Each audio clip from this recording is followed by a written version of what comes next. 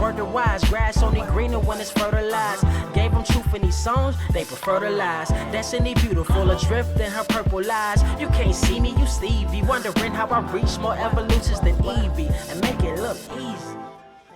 What is up, Earth's mightiest subscribers? It is your boy Ernie, the Blerd Without Fear. Welcome back to the channel. Got a very special guest today, and it is none other than one of my personal favorite writers. You probably read either his Nightwing work, Grayson, G.I. Joe versus Transformers. Co-creator of some of my favorite series, like Hack Slash and Local Man, The Revival, and also co-writer of one of my favorite movies, 2022's Revealer. Tim Seeley, how's it going? Thank you. Revealer don't get tossed around very often, so when it does, I'm very. Well, I'm happy to do it. I don't know if there's anyone else out there championing the cause for a follow up to Revealer, but I will count myself as the president of the fan club if no one else will. Just for you, we worked on a treatment for a sequel, and then the same guys who made Revealer worked on the Revival TV show, so they've been quite busy for the past year and a half. So that's why. Okay. Well, you know what? I tell you what, since Revival is one of my favorite comics, I'm gonna let it slide. All right. The TV show.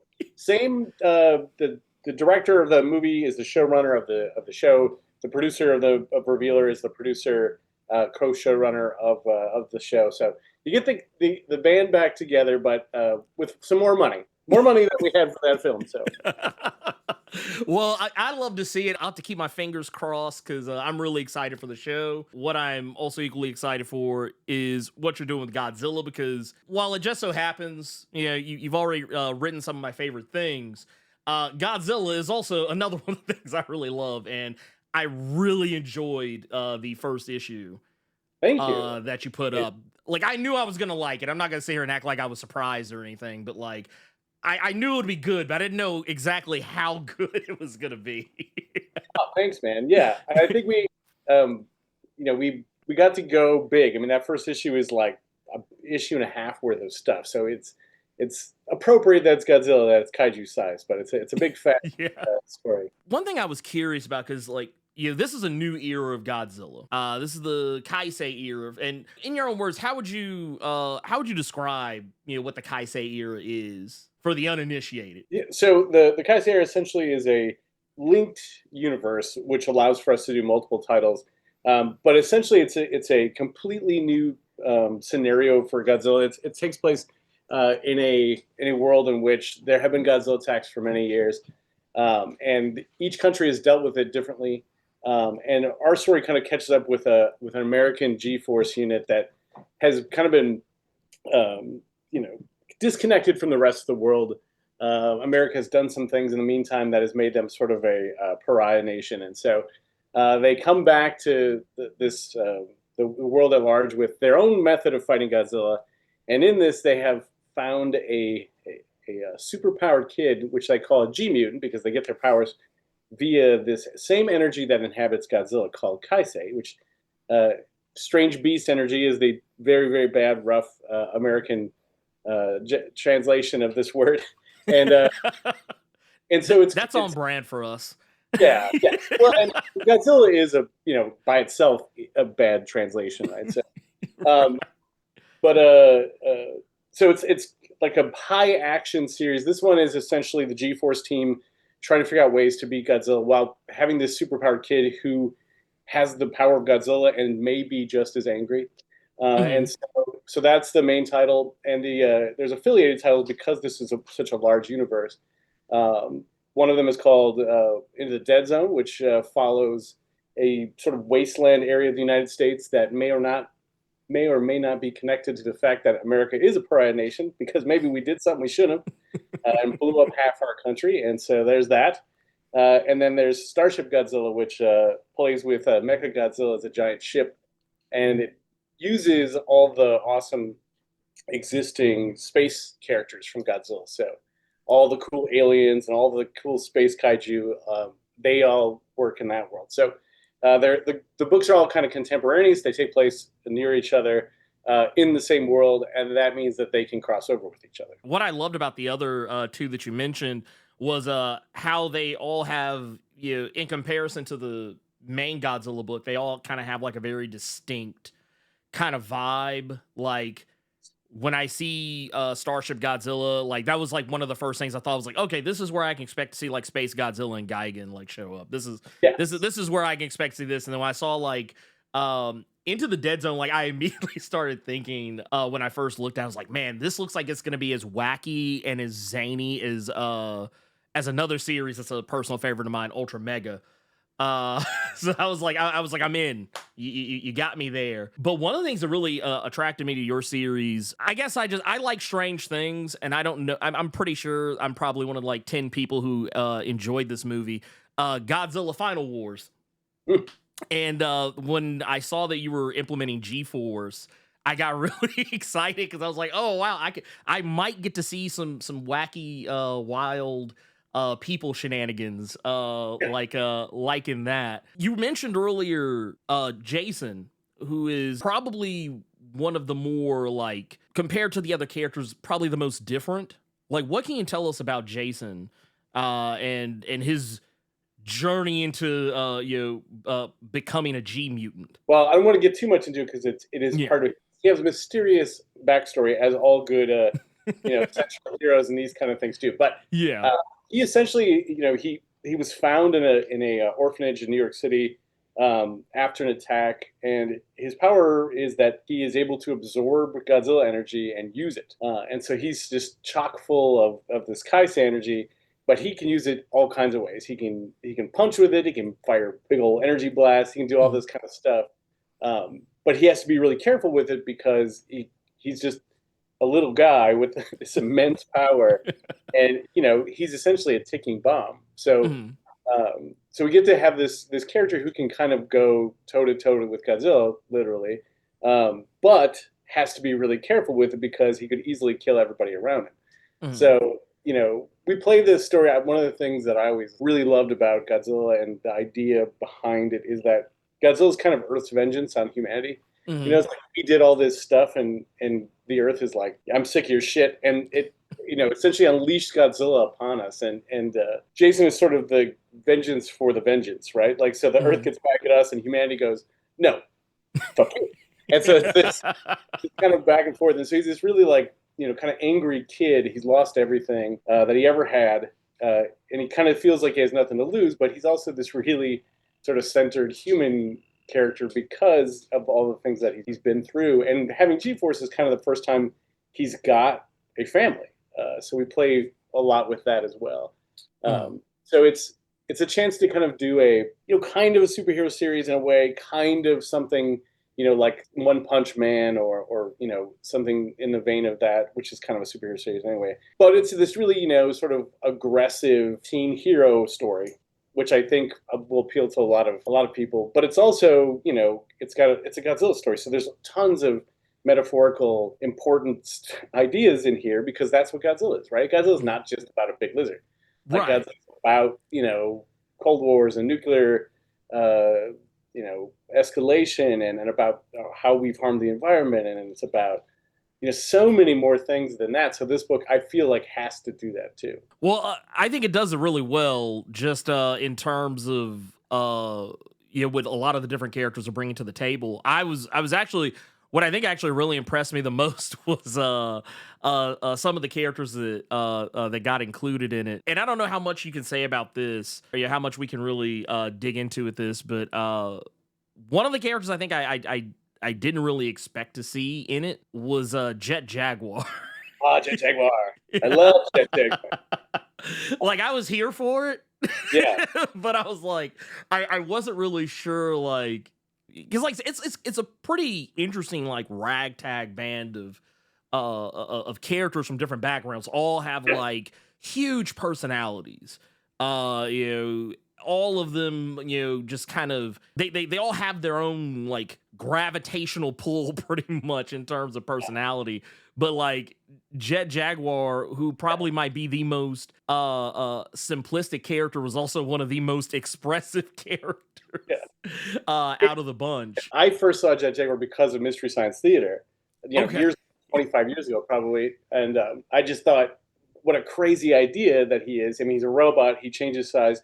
He's got Superman colors, but this weird leering face, and I just thought he was so fascinating. He doesn't talk, and he in the original film, Megalon, Godzilla versus Megalon, he like becomes friends with Godzilla and stuff. And I loved him. I just love him so much, and he's so weird. But what also struck me about him is that he's red, yellow, and blue. Like he's Superman, right? He's sort of a Toho take on a superhero character. So it made a lot of sense to bring him into this. Our take on him is different. I mean, in our story, he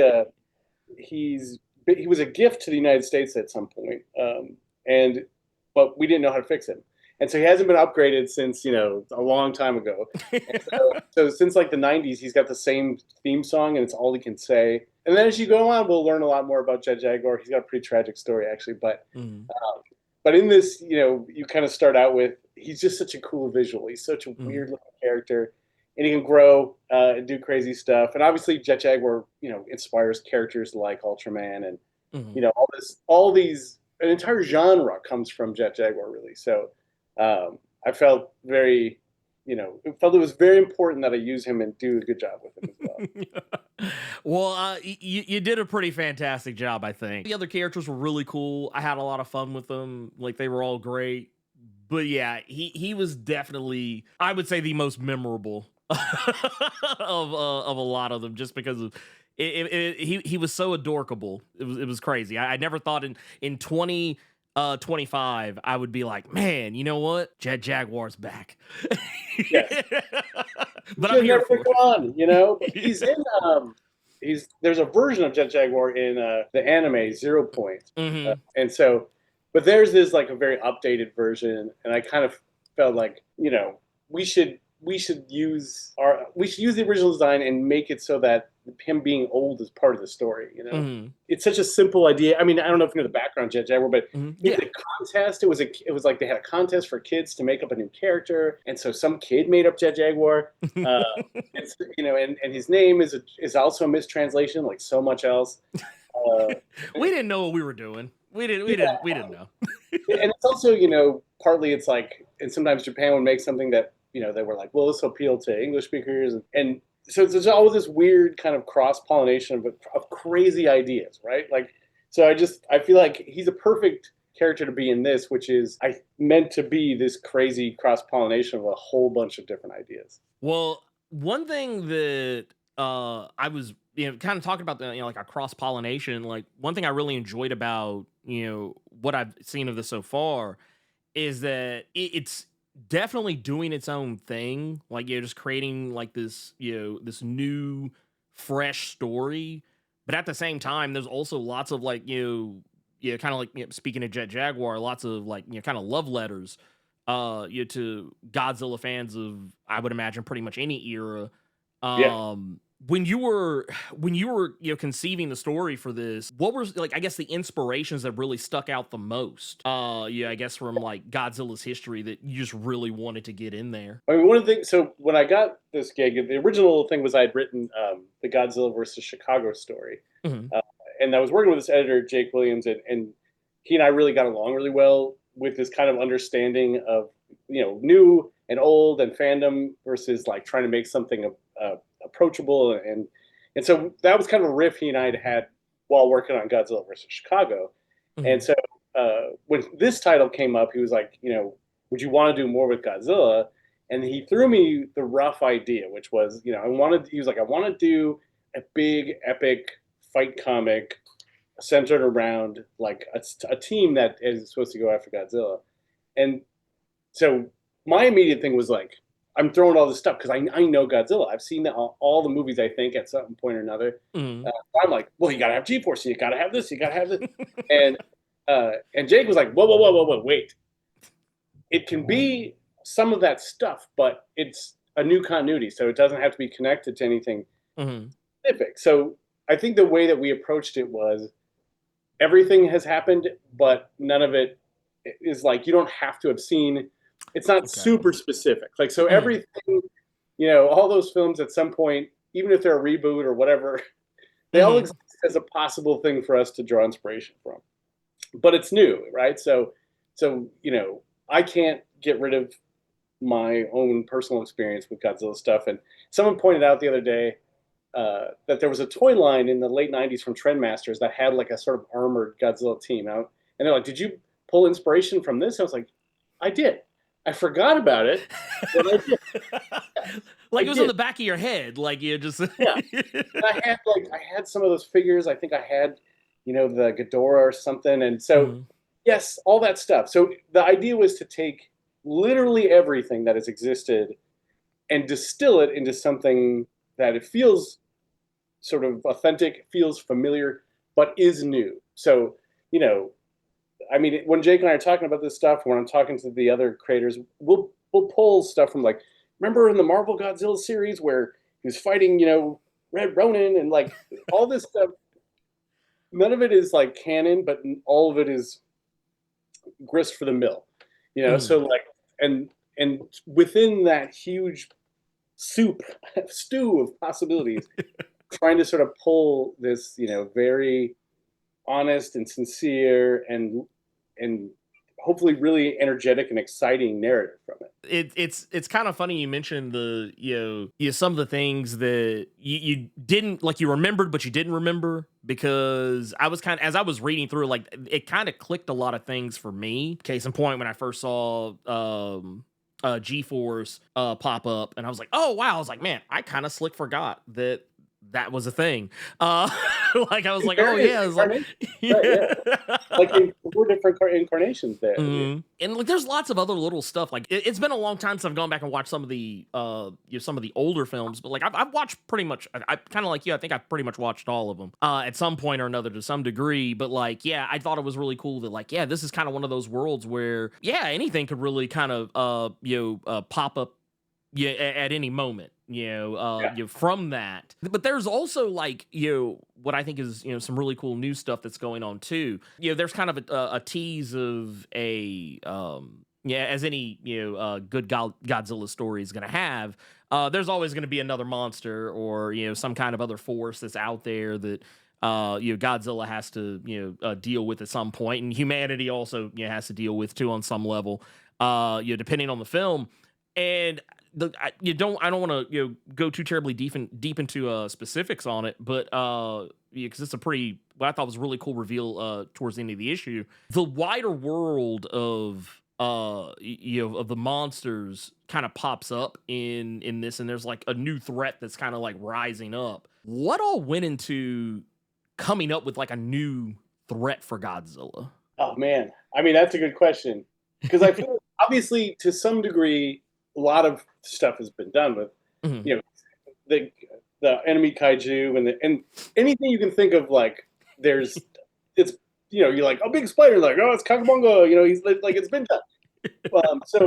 But one thing we really wanted to, I think, play up with it was not necessarily just the type of Godzilla villain, but what they represented. And I think one of the things we want to play against here, I always try. I do this on everything I work on. It's like when you try and come up with a villain for a character, is okay. What is the sort of antithesis of this character?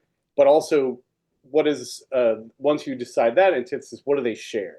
And so one of the things so like for Godzilla is like, well, in the past they've done that. Godzilla is the protector of Earth. So when King Ghidorah comes from space, Godzilla's got to fight him. And on the other hand, Godzilla will destroy stuff, and Mothra is like, no, I will save it. And so you've got all these sort of like, Mecha Godzilla, like all these different versions of that, like the reflection. So what we want to really push here then was, if Godzilla is sort of the vengeance of the Earth and kind of created spontaneously and filled with this energy that gives him the power to do this, what is the antithesis of that? And so we played up with this new character that is kind of, the destruction of Earth, the force of destroying that for humanity kind of thing. So Yeah, so it's pretty cool. I'm pretty happy with the design and everything.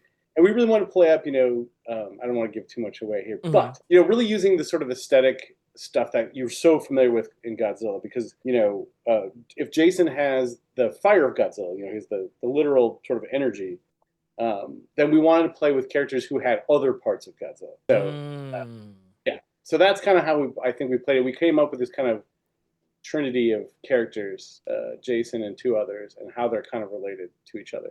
So, long story short, we put tons of thought into this, probably more than necessary. Nah. Yeah. Nah, this is the right. I like this amount. Yeah. I like this amount. Definitely an overthinker, So.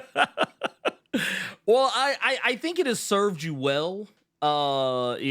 Because even in just like, I don't know, it's one of those things where going into the first issue, I really felt like, okay, this is a living, breathing world. This is like, this is a huge, environment, for a lot of storytelling. There's a lot of really like wild stuff that goes on. In just the first issue alone, like it's as you said, it's kaiju sized, and it's. And rightfully so. I expect nothing less for the King of the Monsters. I also was curious to know, just because you kind of have talked about a little bit how much you've enjoyed Godzilla. Is there any like one like specific monster that like is just like the top of the heap for you? Oh, I mean, I have a few. I love Mothra for how ridiculous Mothra is, and that Mothra is a good guy delights me. A good lady, a good girl. Yes. Yeah, and then my favorite sort of villain ones. I like Destoroyah because that movie is really good. Destoroyah is a ridiculous design in a lot of ways. It's just like, here's a ton of shit, but the movie is really good, and the idea that Destoroyah is sort of this ultimate villain for Godzilla is really cool. I mean, I kind of love them all, but aesthetically, one I think is just so awesome looking is Space Godzilla. I mean, he's got big fucking crystals and shit. Yeah. He's blue. He's like a super. It's almost like if someone just looked at, it's like, look, how could we Super Saiyan Godzilla? Like, how can we do it and make it work? So cool. And then I love Mecha Godzilla as a design too. It's not always the best. I mean, some of the Mecha Godzilla movies are pretty high up there, but it's not always the best movie. But it's such a cool design. It's yeah, it's amazing. I still remember the first time I saw Terror of Mecha Godzilla, and that was I was like, wow, I was like, my kid brain couldn't like I don't know if I like fully processed what I saw. I was like, oh, it's a robot Godzilla. I was really excited, but like I never really thought much of Mecha Godzilla past that. But like I think for me it was always like Gigan, because Gigan was so ridiculous looking. Yeah, cyber Terminator chicken. Yeah. It's like that was the moment that I think I realized, these creatures, they're just pulling stuff out of a toolbox. Oh, for sure. Yeah. But I love it. Now that I've gone back and really done a lot of research, kind of just try to understand sort of the thinking, is like sometimes when they make those movies, there is no thinking. I mean, they're like, Megalon or Jet Jaguar, sort of like chance. They had an original idea for something else, and then, or maybe it was a different movie, and then they, it's like that happens in Godzilla all the time. Which I think is what makes those ideas and the designs seem kind of convincing, because they're so incongruous. It's not like they follow the same logic every time. It's not like, we've got to do one based on this. It's like, no, sometimes they just were like, well, we built this goddamn suit. I don't know. It's from the future. And they're like, yeah, fuck it, write a script. But there's something so pure about that I think it's why those characters kind of stick too, because they're incongruous in the same way like the best wrestlers or the best slashers are, right? Like Freddy, you're like, wait, he's a dream demon, but he's got a claw hand and a goofy hat and a Christmas sweater. What? All those things, like it's incongruous, right? Like, so you have questions, and I feel like so many of the great kaiju are, it's just like, I don't know. Here was weird ass idea we had, and it didn't fit in a Mothra movie, so now it's a Godzilla villain, and go with it, and then it somehow works. I don't know. It's the thing that always kind of made Godzilla endearing, because if you line them all up, I mean, each one to the next. I forget the name of the one that was like basically it looked like a dog most times, but like it was not really a dog. I want to say its name was Barong, but I might be wrong. Oh, Paragon. Yeah, there he is. Yeah. Yes, I know. So it's like it was always like whenever I would see all the different monsters. I think there was a Ebira and King Caesar's a crazy looking one. Yeah, it's there's and I mean even the ones that like I guess some of even the more mainstays, like I used to always laugh at like you had like Rodan and Anguirus, who were like, depending on what week it was, were either enemies or allies, depending on the situation. And sometimes when I go back and watch it to see how like they were just kind of there, they were just kind of doing their thing. Yeah. But like depending on where they were at the time, like Rodan's a terrifying thing, because it's like he flies through. He's a goofy looking bird, but if he flies by, everybody's dead. Yeah, just things blow up in his wake, which is an insane idea. Yeah. I mean, Anguirus, I love Anguirus. Anguirus plays a big part in the opening chapter of our book too. Mm-hmm. I tried to pick the ones, because one of our things that Jake and I talked about is like, well, as much as we can, we want to focus on the new and like bring all this sort of energy, and not make it sort of feel constrained or things that you've seen a bunch of times. I was like, well, you gotta have Anguirus though. Like, so, we wanted to have like another kaiju that isn't as sort of malevolent or angry as Godzilla, and Anguirus feels like that. Like Anguirus just wants to be left alone. He just wants to dig and just like do his shit, But he keeps he digs and he collapses a bunch of shit. He turns into a roly-poly and smashes stuff. And he's like, you were in my way. I don't know. He plays a different role as Godzilla because he's not truly malevolent. Which Baragon I think probably is in the same world as them. And, they're also from the era of Godzilla movies, which were ostensibly for kids too, right? Like, right. Baragon was meant to be kind of cuddly in a way. Yeah. It was like that. It was that kind of like mid to late Showa era Godzilla where like it was less about the message of the environment's revenge on mankind and more about like, hey, look at that cute little look at Minra. Is Minra not cute? Oh yeah, it's sure. like, which is fine. I love it because I was a kid, so it was right up my alley. Well, too. I mean, it's super interesting too if you think of the cultural stuff behind it too. Is that Godzilla comes out in '54. That's after, Japan is rebuilding itself. It's rebranding itself in a weird way too after this imperial history, and it's becoming this sort of pop culture place. But they make this movie that is about their nuclear trauma. I mean, right? It makes sense. You've got this whole country full of World War II vets, who only been out of that war for less than a decade, and that's when Godzilla hits. And then, you've got this entire new generation by the time the 60s and 70s roll around who don't remember World War II at all. They didn't grow up in World War II. They've only been there for this, recreation of their country. And so, yeah, it makes sense, like the Toho's going, well, I mean, we've got this like bunch of energetic kids and they just want cool stuff and change. And so they give them that, like it is cultural in a weird way and political. But I think it kind of gets, we look at them and go, oh yeah, that's when they introduced Manila. And you're kind of bringing that up. That was something that kind of crossed my mind just a second ago. Was I remember the moment that I don't know if my childhood was scarred or enhanced. I haven't really decided on that yet. But I remember one of the movies, that kind of lives rent-free in my head was Godzilla versus Gigan. And they did this thing that I've never been able to unhear. So I'm curious to know your thoughts on it. And if it's something you would ever incorporate. It was the first time I think I'd ever heard Godzilla talk. Oh, yeah. Yes. Why did they do that? So weird. Yeah. It was pretty bad.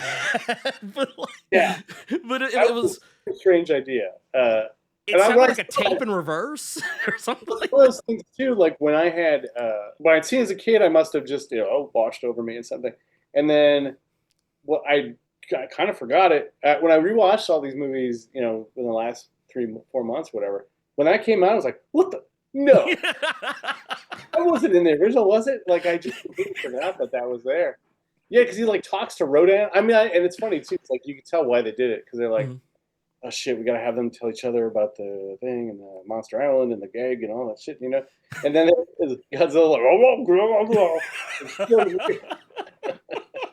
yeah, we love that. It just the whole time I was like I wasn't sure as I was because you never know, like when you're reading a new take on something, it's you never know what direction anyone's ever gonna go until you get there. Sure. And so the whole time I was like I wonder, like, especially after when I was kind of seeing what was going on with Jet Jaguar, a part of me, like, there was a small part of me that was like kind of excited to see if it would happen, but also was kind of like mildly like terrified at the same time. Yeah. But no, I would have been here for it regardless. It's funny too, because when we announced it, there was a lot of people that thought we were doing, Jacen turns into Godzilla or something, which I think has been done in some of the old cartoons, Yeah. But we're like, no, that was never going to be a thing. Like and Nicola's design for Godzilla was like, and one of the things that Jake and I talked about was like, let's make our Godzilla like it's terrifying, right? It's sort of really inhuman and really, it's been around, it's sort of beat up, it's battle scarred, it's sort of leaking its own energy out, and we want it to be scary. I feel like you struck a nice middle ground on that one, because that was something that did cross my mind when I was looking at the design. I was like, Godzilla looks like Godzilla, like the way I would expect Godzilla to look like. Doesn't matter what era we're talking about, but at the same time, I could see like hints and little, I guess, kind of flourishes of certain like ears, like the kind of like we were talking about the battle scarredness and the kind of the rough edges. Like, I was like, oh, okay, yeah, I could kind of see this is like kind of a little bit of Heisei, a little bit of Shin Godzilla, but not like Shin Godzilla gone full on like Cronenberg monster, Cthulhu, Eldritch horror vibes or whatever. I do love Shin Godzilla. Definitely, I mean, that wasn't. I think we felt like we had to go a little bit more classic with it, but definitely like the pain, like this is Godzilla that is. Whatever Godzilla's intent, Godzilla can't help but fight and see it. It's there, like it's in rivers across its skin, kind of thing. That intent, I definitely felt that. Just in the times that we do see him, and really, you look at a lot of the other stuff, like when you talk about Jacen, how people thought that it was him turning back and forward. Into Godzilla. I don't know how anybody got that, but that's wild. I feel like that's a different comic. It's a different comic. I'm sure. There was definitely wasn't there the character like man. Look, I always remember like the Thing cartoon from the little Benny Grimm has his thing ring and shit. Like I get it. I mean. There's always the temptation. Look, I'm not trying to. Oh God, I'm not trying to see anybody Turbo Teen Godzilla. I'm not ready for that in my life just yet.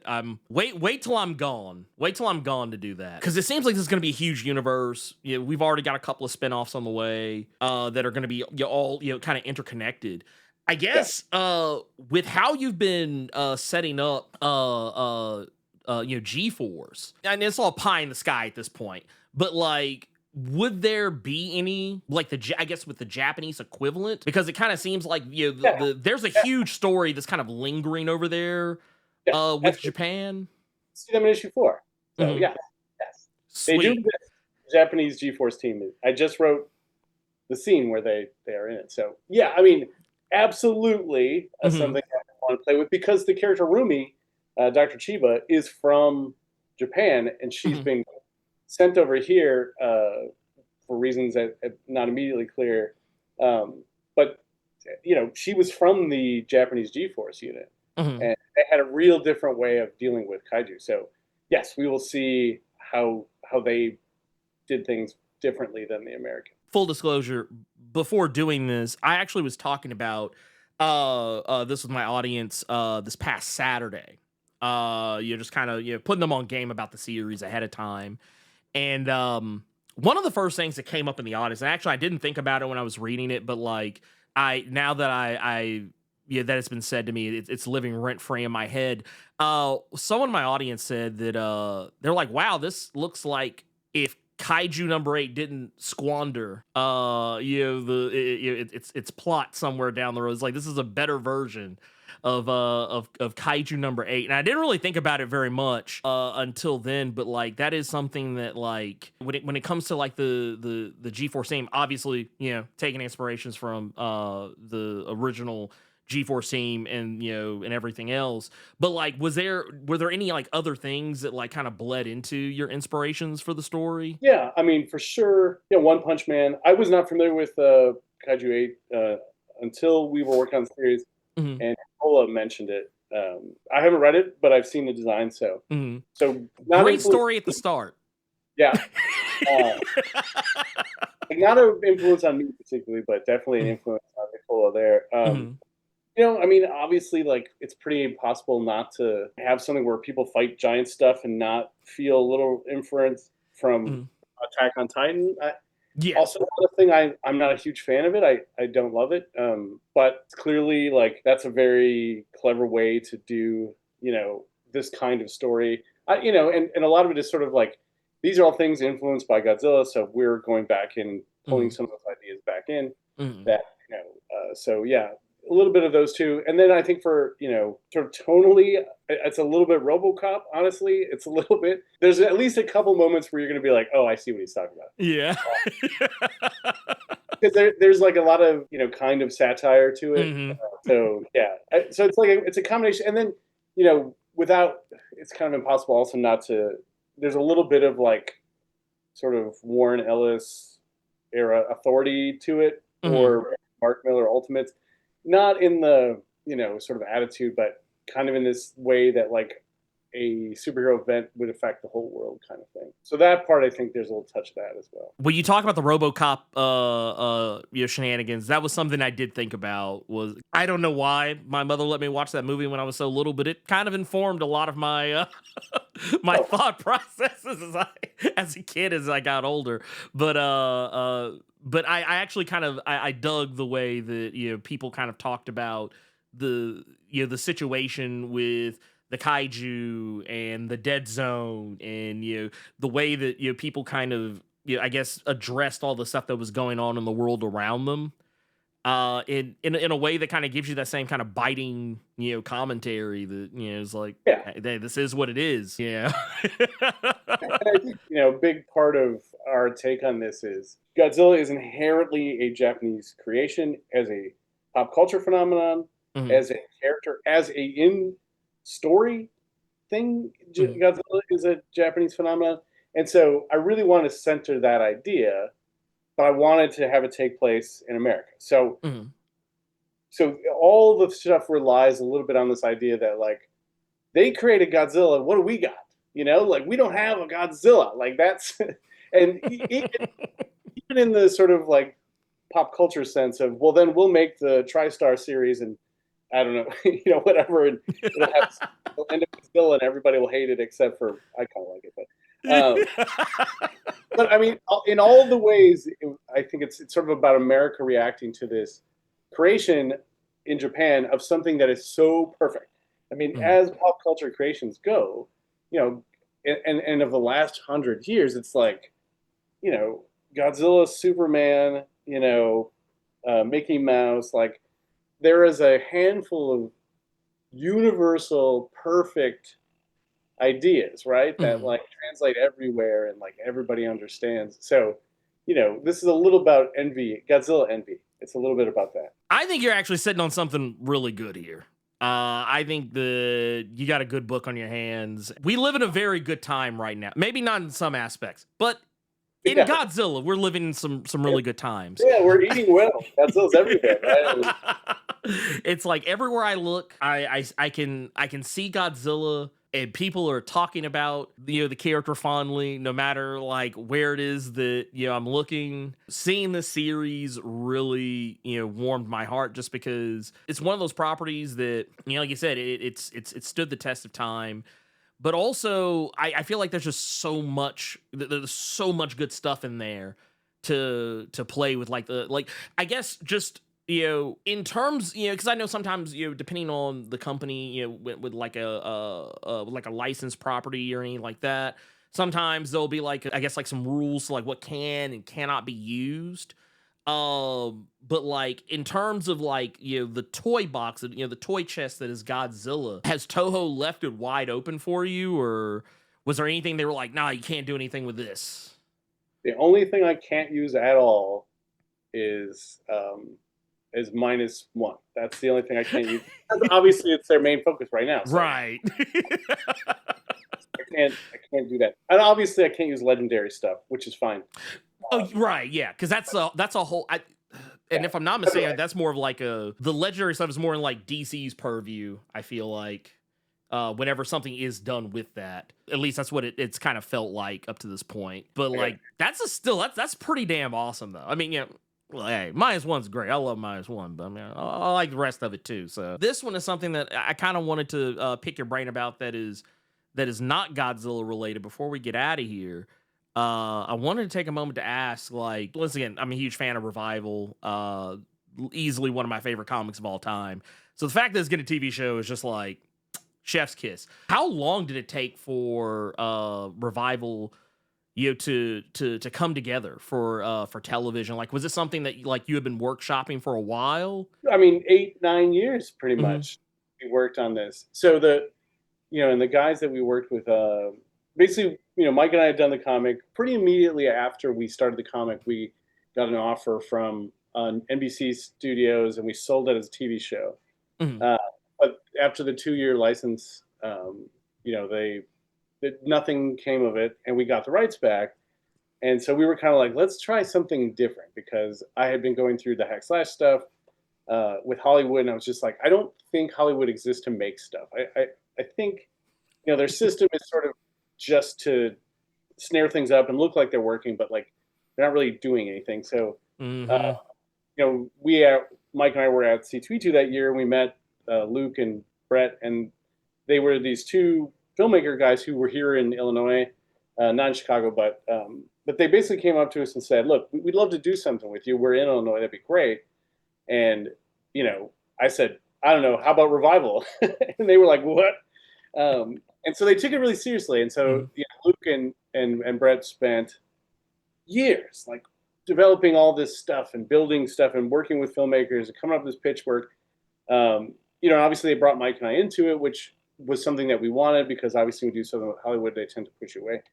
So it was us working with these small but scrappy creatives to make this thing. And it was a risk on Mike and I's part, because they didn't have tons of money or anything. But we just, we stuck with them. They stuck with Revival. They worked their asses off. And so, about during the pandemic, when we were actually going to shoot a Revival film, the pandemic struck. And so we had to switch gears, and we made Revealer instead. And then using the connections that Luke made on making Revealer, brought in this guy, Aaron Kuntz, and Aaron was a guy who just knows everybody. And so he was able to get us started on this TV path, and that turned it into the Revival TV show on Syfy.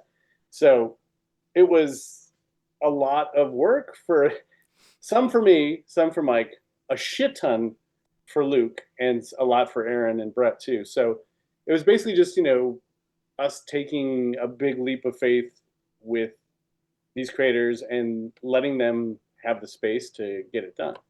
And yeah, it took a long time. 6 years ago, Luke shot a short film version of Revival as a proof of concept.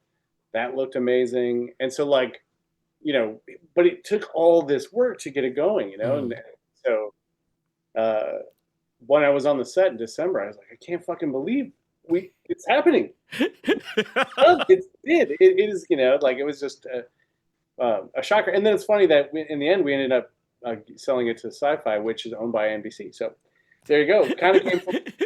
Yeah, I was about to say it all came full circle in the. So it's like, man, if they just would have done the thing, then it wouldn't have gotten to where it's a weird kind of a strange Ouroboros of things. The networks change. By the time next year comes, maybe Syfy won't be NBC. It's all these. It's such a business of businesses, and it's such a. Things are always changing, and it's not great for when you just want to make something. Like when you're just like, you know what, let's just fucking do it. It's really hard to do that in the system that they have. Whereas like outside of it, Luke and Aaron can kind of just make some shit. They brought in Blue Ice, who were great and provided funding and all these locations and stuff. So, but it is possible to still do it. It's hard. You are not the first person who I have heard say that about the Hollywood infrastructure, so to speak, and it breaks my heart every time because it's like, man, there's so many good stories out there that just tell them. Well, and it's weird too because there was that brief moment where they did make tons of stuff, and during the streaming wars, and that all kind of fell apart, and so now they're like even more conservative than they were, and it's hard for the people who work in that stuff. I feel for them. I mean, comics is crazy, but comics is like in a weird way, and I knock on wood, but it makes more sense. You know what? Hey, I'm gonna be right there with you, knocking on wood. Yeah, I mean it could go really bad any moment, but no, just everything that I've seen going on just in the past like several months, the diamond stuff, and then like various other stuff that I've been seeing, like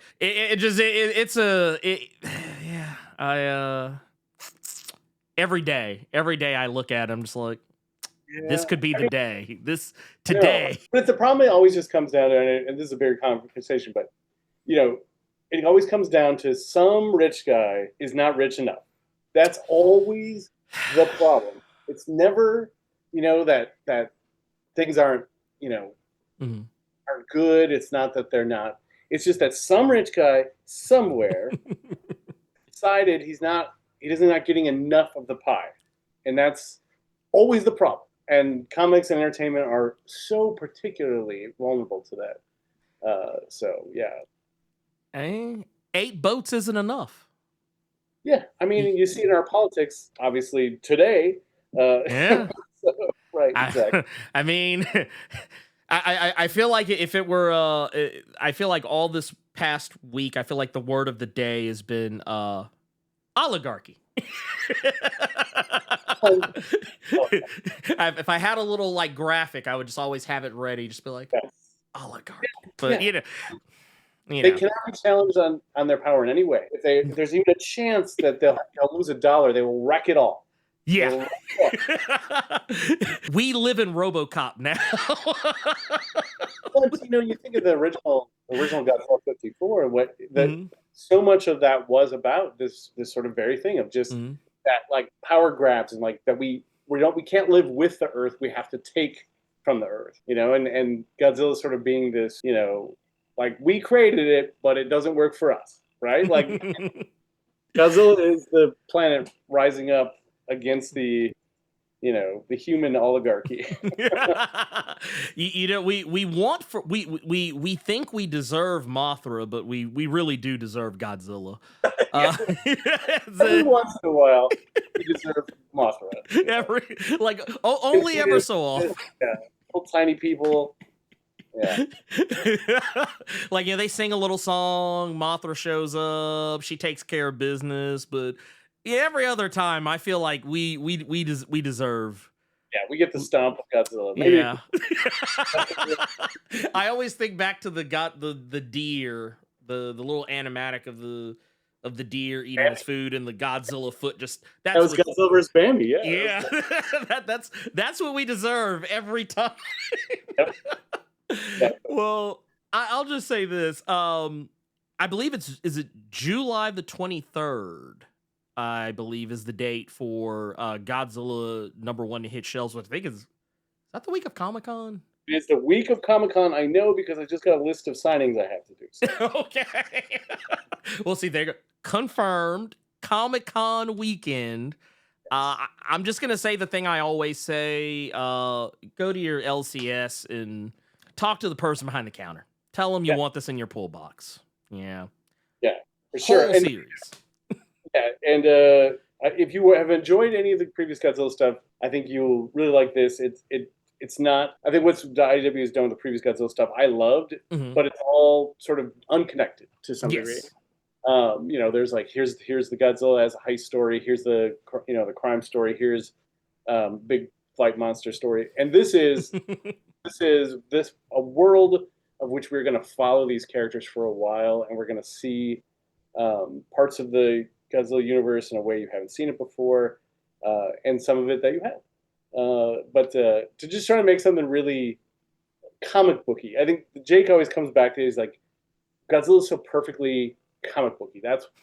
We want to do comic booky stuff and celebrate it and enjoy it and go big and go crazy and go heartfelt and touch your soul. We want to do all those things. So that's everybody in working on these books is unified in that belief. I can definitely see it. I guess, is there anything else that you wanted to plug while you were here? What else do I got going on? Road Savage Land, the last issue comes out 2 weeks from now, right? Yeah. And yes. What else? I have the Hack Slash versus Body Bags trade comes out soon, and Vigilante and Eagly, the double feature book I'm doing at DC, that third issue comes out I think next week. I'm really proud of that one. That one is really funny. I'll have links and stuff for everybody, if you want to go pick up any trades and works or anything like that. Go check out all the stuff. Go to your LCS. Make sure you get all the stuff. Don't just get Godzilla. Get Into the Dead Zone and Starship Godzilla. Get those in your pull box. Ask for the whole series. Just sit back and relax, because you're about to be taken on a ride. There you go. That's the pull quote we're going to use. Hey, Tim, thank you so much for taking the time to do this. And man, I'm really excited to see more of Godzilla. I'm really excited to see more of what you got.